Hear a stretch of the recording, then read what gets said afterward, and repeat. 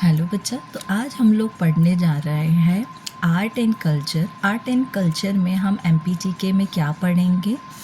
Folk songs of Nimar region. ठीक है, इसमें जो एमपीजीके है उसमें हम आर्ट एंड कल्चर में 4 रीजन का मेन पढ़ते हैं। ठीक है, वो कौन से 4 रीजन है? पहले निमाड़ रीजन, इसके बाद मालवा रीजन, बुंदेलखंड रीजन और बघेलखंड रीजन। तो आज हम किसके फोक सॉन्ग पढ़ रहे हैं?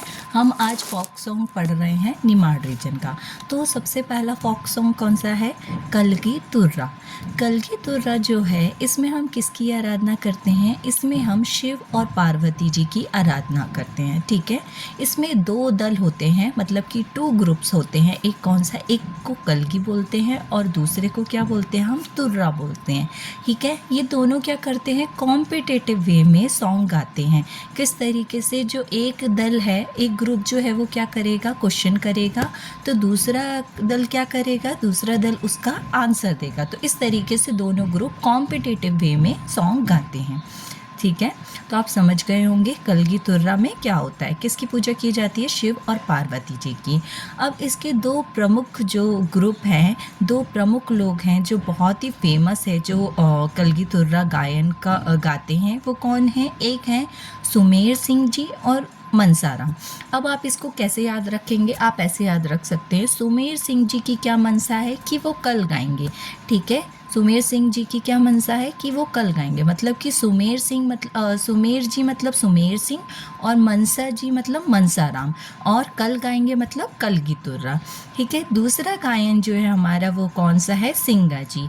देखिए, सिंगा जी जो थे वो निमाड़ रीजन के बहुत ही फेमस सेंट थे। ठीक है, मतलब संत थे। तो वो इतना मतलब अपनी भक्ति में लीन रहते थे कि बाद में उनके लोग ना और टेम्पल वगैरह बन गए, उनको पूजने लग गए।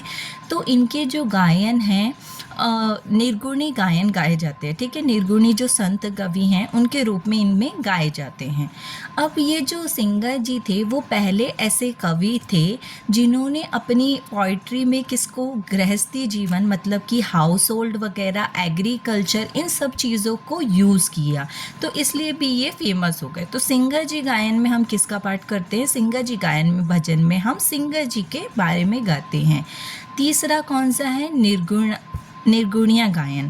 अब निर्गुणिया गायन आप जानते होंगे कि हम हिस्ट्री में पढ़ते हैं 2 टाइप के गॉड हम लोग मानते हैं, मतलब 2 टाइप के ग्रुप्स बांटते हैं। एक सरगुण भक्ति पार्टी है और एक निर्गुण भक्ति। ये हम किस में बढ़ते हैं? भक्ति मोमेंट्स में।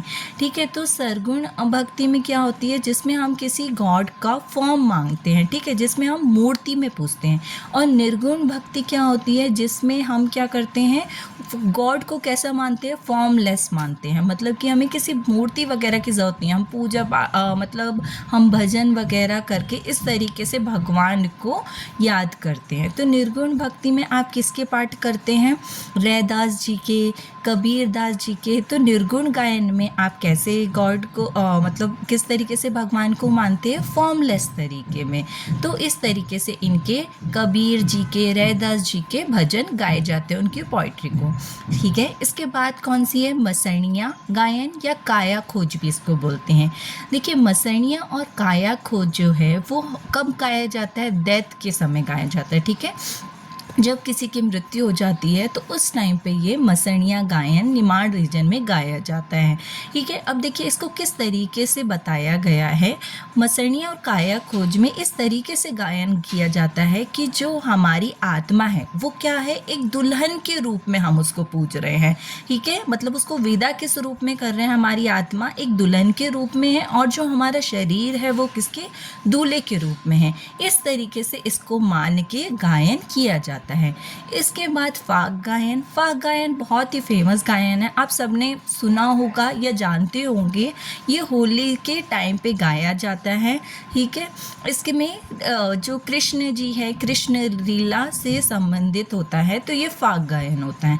ठीक है, इसके अलावा एक लास्ट जो सॉन्ग है वो कौन सा है?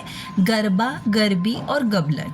ये तीनों अलग फॉर्म है। अब गरबा तो सब लोग जानते होंगे, जो गुजरात से ओरिजिन है गरबा, उसमें अपन क्या करते हैं? ताली से बजा के अलग अलग तरीके से डांस करते हैं। तो उसी में गरबा जो करता है, कौन करता है? फीमेल करती है। तो उसी को गाते जो है उसे क्या बोला गया है? गरबा बोला।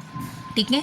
गरबी जो है मेनली क्या होता है, ये मेल लोग गाते हैं, ठीक है। तो ये हो गया गरबी, इसी से रिलेटेड होता है नवरात्रि में ही जो मेल लोग गाएंगे वो क्या कहलाएगा, गरबी। अब देखिए इसको याद करने के लिए कैसा कर सकते हैं, गरबा कैसा सुनने में प्रोनाउंस हो रहा है, मतलब मेल जैसा, पर वो कौन कर रहा है, फीमेल कर रही हैं, और जो गरबी है वो फीमेल जैसा लग रहा है, पर वो कौन कर रहे हैं, मेल कर रहे हैं, ठीक है।